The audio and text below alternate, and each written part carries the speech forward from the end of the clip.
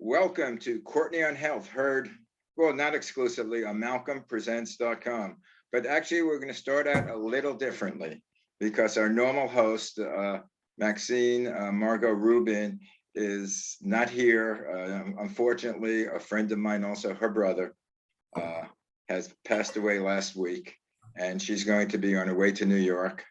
She's in New York, on her way to Los Angeles to attend the funeral. And her brother was Phil Margot, who I have a show called Phil Margot, The Lion Roars.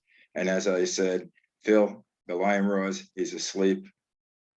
So the lion sleeps tonight. Anyway, with that, I will give you Courtney Gravenese, who will now do her opening poem and also her background, which normally I know Maxine normally does that for me. Max, we're thinking about you, sending good thoughts out your way, and we miss you.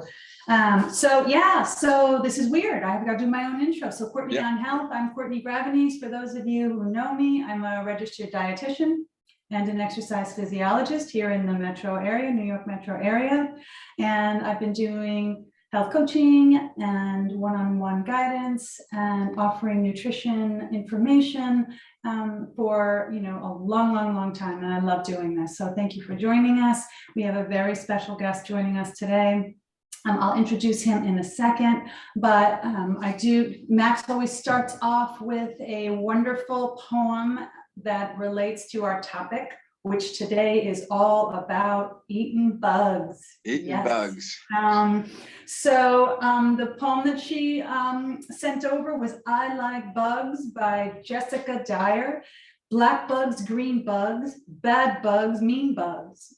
Any kind of bug, I like bugs. A bug on the sidewalk, a bug in the grass, a bug in the rug, a bug in my glass. I like bugs.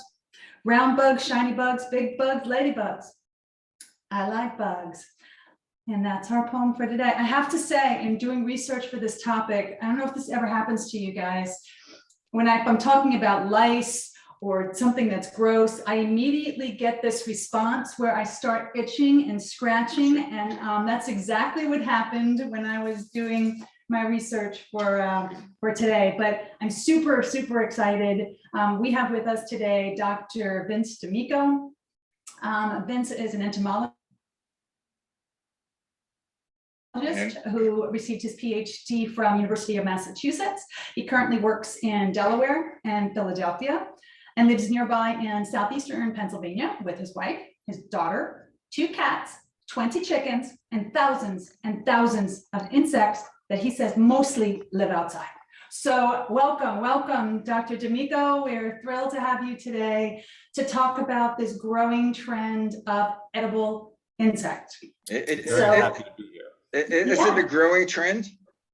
Well, growing in the US, I mean, interestingly enough, over 2 billion people worldwide, mainly in China and Thailand, but Dr. D'amico can elaborate on that in a little bit. So yeah, it's kind of trending here in the US. And one of the things that I would love to, run by you, Vin, is where's it going? Bunch of questions about, the nutrition of them.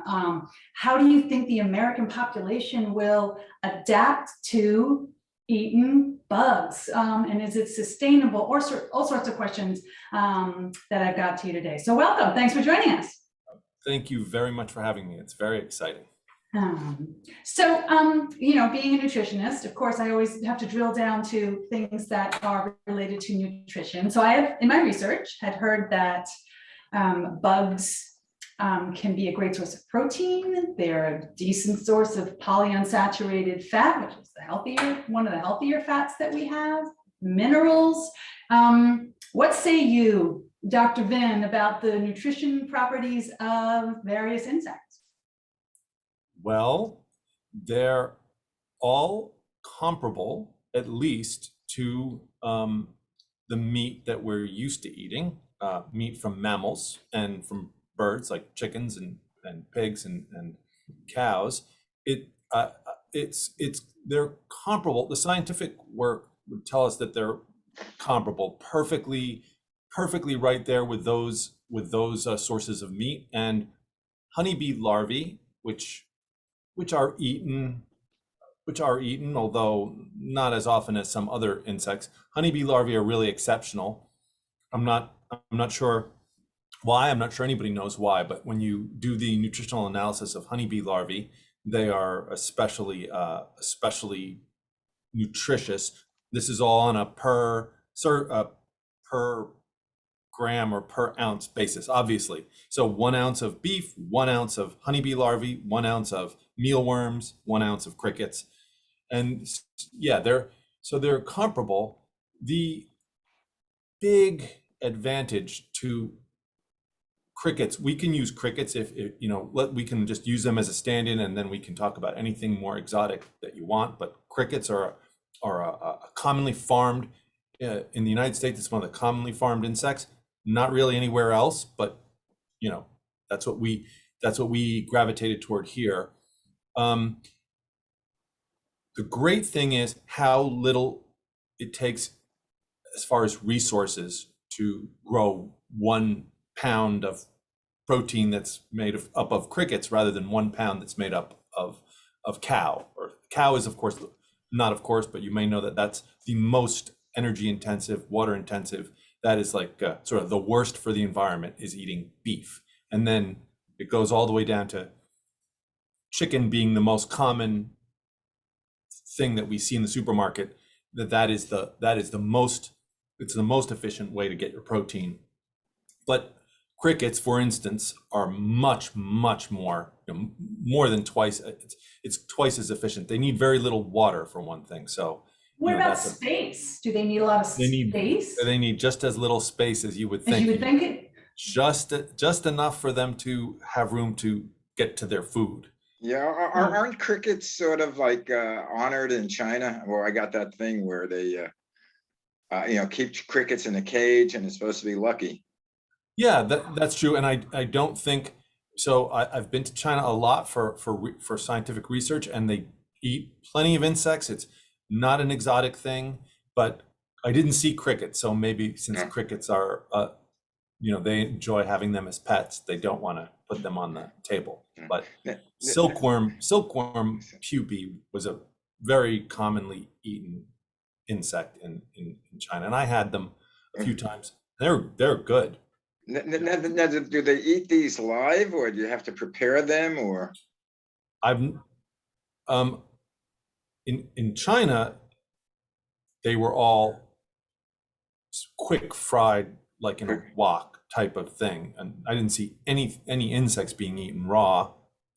I think when people are foraging for insects, in say the African cultures that use insects for food, or Native American, although that's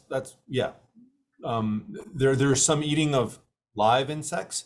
I've eaten some live insects. Once I was at a very, very special dinner that served with bugs, and one thing they had there were honeypot ants, and those are ants where their abdomen is full of honey, really the same thing as bee honey. And so those you eat kind of alive. So I got two questions for you. So if you would eat raw sushi, and obviously you hope that it's been prepared a certain way, and of course there's a small risk that you would get some type of bacterial infection. Does the same rule apply to insects, that if you're eating them raw and uncooked, you might run the risk of some type of bacterial or viral infection? Well, that is a great question. And here's an example, not crickets, okay? Because crickets would be getting farmed. If you're eating them, they're being farmed. And who knows, I think it would be best to cook crickets that were reared in tremendous numbers in some kind of a cricket farm. But most insects are much, much less likely to have any kind of thing to make you sick than sushi, or say, I love oysters. So oysters, for instance, Okay. Here's one reason. There are a number of insects that are eaten that are beetle larvae. Uh-huh. They live inside of trees until you get them out to eat them. So they live inside the trunk of a tree, inside, eating wood. They live in an incredibly clean environment. you know, Okay. and they don't eat anything except wood, and yet they're all right to eat. Yeah. So that is a lot safer than something like shrimp or crab or lobster or oysters, where there's a lot of opportunities for contamination because they eat a lot of stuff that's not. Okay, that makes sense. And Yeah. then the other question I have, you were mentioning honey and then bees. So, okay, I know that at least in the United States, but I'm assuming it was worldwide, that there's been, we feel like our honeybees are, the population of them is much lower than it should be. Like, we're destroying our honeybee population. So should we be eating them? I look to you. What say you, Sure, Dr. sure. Ben? Okay. I don't Can you think wait, or I don't think honeybees about 20 minutes? a Where are you big now? item as far as insect foods for Is people. Mama with you? I also don't Okay, give think, her a I call, think tell that her the to give me problems the and pink slip, I'll sign it. problems we're having with honeybee populations are I think I heard someone much at the bigger door. It might be her. Could you? than something like Okay. people eating them. In other words, I don't think we could have any effect on the population just by eating honeybees. And I Right. don't think a lot of honeybees get eaten. I know that they're a delicacy in Japan, and you can even get them. It's very expensive, but you can get them canned to eat from either from Japan or from specialty stores in Japan. But anyhow, I don't think that there's any big trend toward eating honeybee larvae, although they happen to be one of the tastier maybe Okay. insects, and like I said, they're one of the most nutritious. Yeah, well, I think I mentioned like before the show that when I was teenager, or in my early 20s, and I used to hang out in Greenwich Village in New York. The big things was chocolate covered ants and fried grasshoppers, which I always refrain from eating. But my excuse was, instead of saying I was afraid and I was a coward, it wasn't kosher. Well, fried grasshoppers are a common food in parts of Mexico, for instance, so someplace that's close to us, rather than on some other continent. So in Mexico, they eat them as snacks. Not everywhere in Mexico, just like there's things that they eat down south in Mississippi, for instance, that we don't often eat up here, and vice versa. So in parts of Mexico, it's not considered weird. You can get them in a package the way that you would get potato chips here. This is grasshoppers, you said. Grasshoppers. Yeah. Grasshoppers, yeah. Chocolate covered ants. I've never had them, but it sounds pretty good because the ants are tart because of a certain kind of acid in them, not poisonous, but it's acidic. So that's kind of a nice combination, like chocolate covered strawberry or something like that. Now, when I also think of eating insects, my mind goes to the movies that I see where you have people in prisons, especially in foreign countries, and they're starved, and you see beetles or cockroaches, running on running next to them, and they take it and they eat it raw. And to me, that's always sickening. But is there any? Can you eat that? Papillon? Yeah. Papillon? I remember. I think it was Dustin Hoffman. Yeah, he was. Yeah, it's a roach. Yeah. People, including really other cultures, even where insects are eaten, people don't eat roaches. I'm going to say there's a couple of reasons, but it's also, I think nobody wants to eat an insect that is, in a way, roaches, just for example, are in really close association with human populations, that they have to be, really, like in New York City. If New York City was a forest, you wouldn't be seeing the cockroach populations that you do. The reason they're there is because they're associated with human garbage and human mess. So, and that to some extent is true around the world.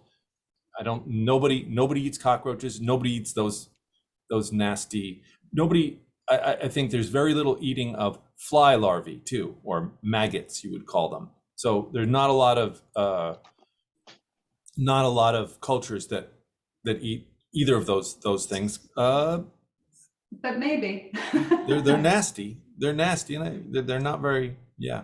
So that's probably why. So would you say that the most popular species, again, take America out of the picture right now, Right. because I don't think we're at the point where eating, maybe I'm wrong, whole, fried bugs is there yet. But let's say in other parts of the country, grasshoppers, beetles, are there other species that are generally, and you mentioned the honeybees that are more popular, that are more prevalent in their Well, diet? they're nice to eat.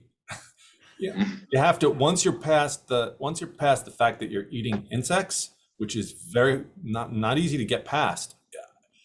It wasn't easy for me the first time that I did it. There was a lot of wine involved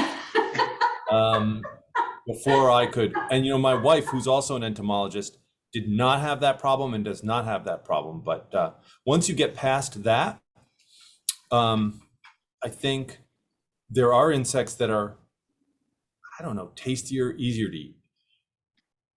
Honeybee larvae, happen to be one of them, but it's not honeybee larvae are valuable for being honeybees. So Right. that's not common. Silkworm pupae are a great example.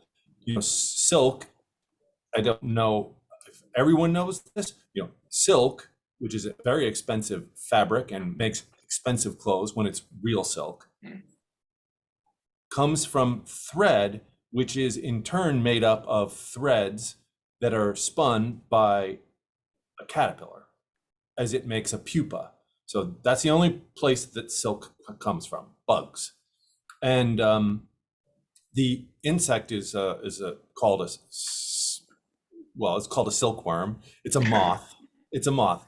When that moth is finished being a caterpillar, it makes a pupa for itself, which is the stage that it goes into before it comes out as a moth. While it's in that stage, it's a brown, almost featureless cylinder covered with a very long fiber of silk. And then, so now imagine how much trouble it is to get these insects one at a time. I believe it's done by hand. And you find the end of the little thread and you put it on this little spindle, and then you set this, and the spindle's running, and it unravels that thread that's around that pupa, and that's one part of one thread that would be used to make silk. Times millions. I'm never gonna. millions. I'll next time I wear silk, I'm gonna really have to tip my hat to all If the it's effort. real. Well, all those pupae, after their silk is gone, people aren't gonna, I mean, it's not surprising that in China they've learned to like that source of protein. Why would you throw out these insects that are the only thing they've eaten their entire life is mulberry leaves? So Okay. Again, it's not something that could have some sort of disease that would affect people. It's much cleaner than chickens or pigs or other animals. Yeah, conceptually, we eat cows, that are in the fields, and we eat all parts of them, the liver, They're capable of no comparison. Insects are much safer overall. They are much safer than. But excuse me, I have my question. How the hell did you get started in eating insects? When I was in graduate school, I went to graduate school after spending a couple of years in New York Medical College Medical Entomology Lab in Valhalla. So it's in Westchester, near Armonk, near White Plains. So I don't know if you know the area, but Yeah, so I was originally from Brooklyn. Yes, so Westchester, and so those places, especially like White Plains. So I spent a couple of years after college there. I was sent off to graduate school by my boss, and while I was in graduate school, the New York Entomological Society, which I'd been a member of, a very old and very rich society, because it's had a lot of people leave money to it over the years.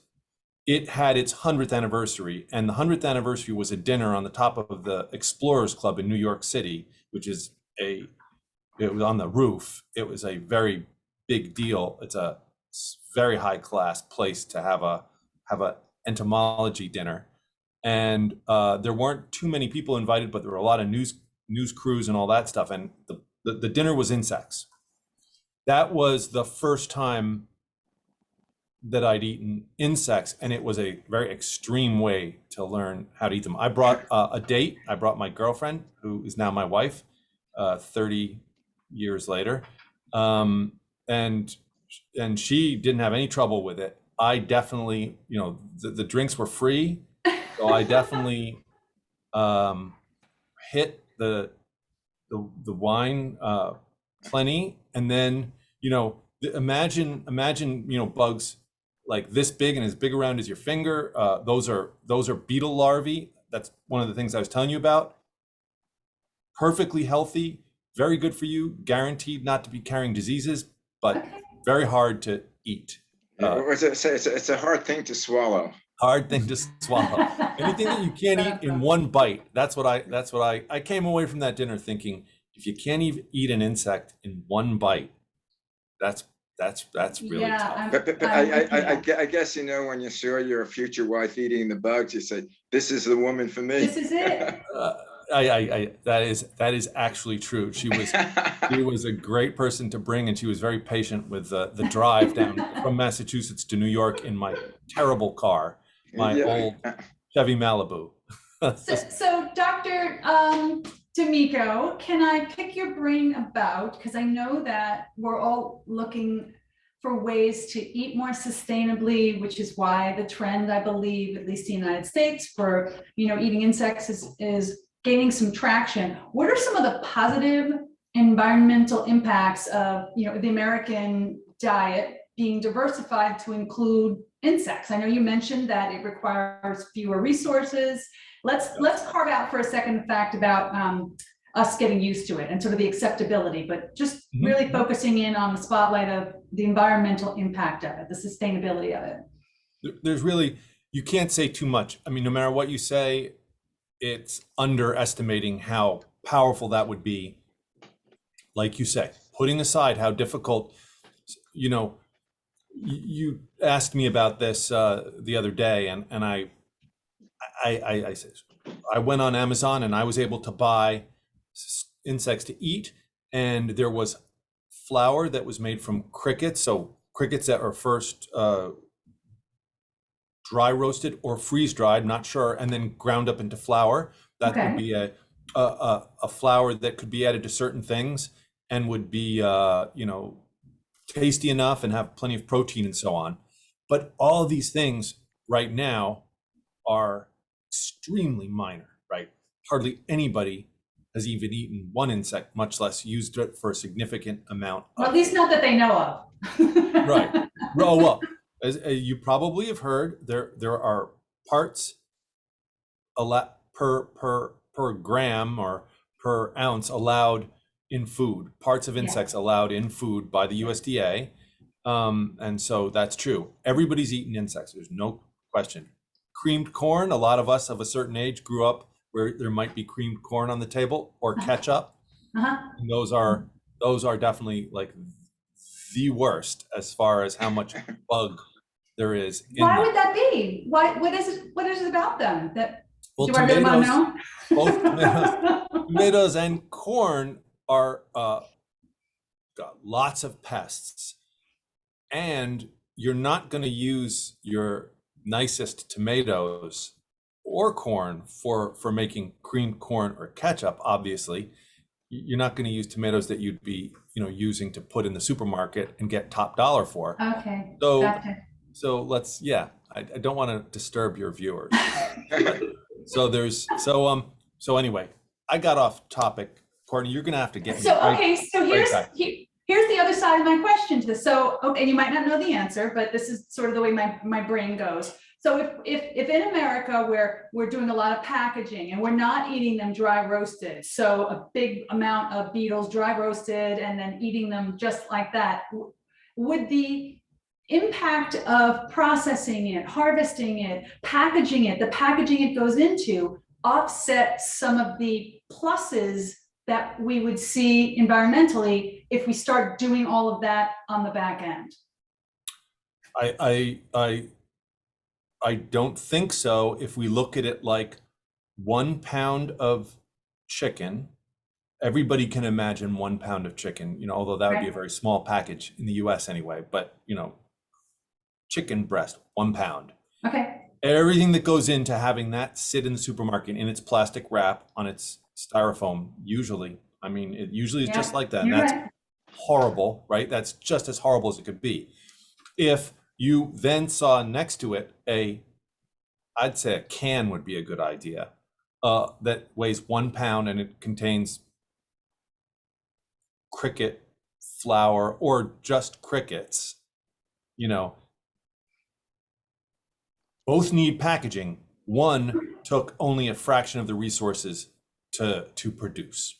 So they both need packaging, unless you're going to go out and catch a chicken, slaughter it, pull the feathers off, and then that makes perfect sense. Absolutely. Yeah. But so they're not vegan, so obviously not vegan. So this is a great option for some people if they're willing to experiment. It's certainly not a vegan alternative. No, it isn't. It's very funny you say that. In 1992, pretty much, was it on our way? It was on our way, the day before, we were headed to this dinner in New York. The radio station, it was such a big story that the local radio station, now this is Massachusetts, right? It's a New York story, but we're up in the middle of Massachusetts, and it was all over the news that they're going to have this bug dinner, and the radio station had a call in, and they wanted to answer these questions. One person said, "Is it vegetarian? Is eating bugs vegan?" I don't know if they said vegan or vegetarian. I said, Carolyn, I'm going to call in. And I did. And I said, I'm an entomologist.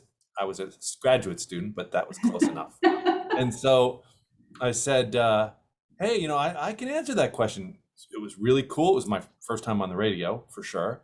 And my answer was no, because insects are animals. They are arthropods. That means their skeleton is on the outside, not the inside. And they are arthropods just like other things that people eat, like I said, that are much less pleasant if you look at their lifestyle. Shrimp, lobster, those are arthropods. They're crustaceans because they live, they live in the water, but they're arthropods as well. So people eat shrimp and lobster and crabs, great examples. Yeah. And those are, like I said, they have very unsavory eating habits themselves. You would not want to know. Whereas, insects can be fed, on like the cleanest and nicest of stuff, grain or wood. Can you imagine? Yeah. So you mentioned flies before, and I just wanted to talk while we stay consistent on the topic of sustainability. One of the things I had read was in terms of fighting food waste, which of course is an environmental issue for us as well, and I want to make sure I get this right. Was it black soldier flies that they're using to help, I guess you set them loose on, basically a landfill? Walk me, am I making this up, or is this? No, you're not making it up. I have composted I have a pretty environmentally friendly setup at home. I have 2 acres.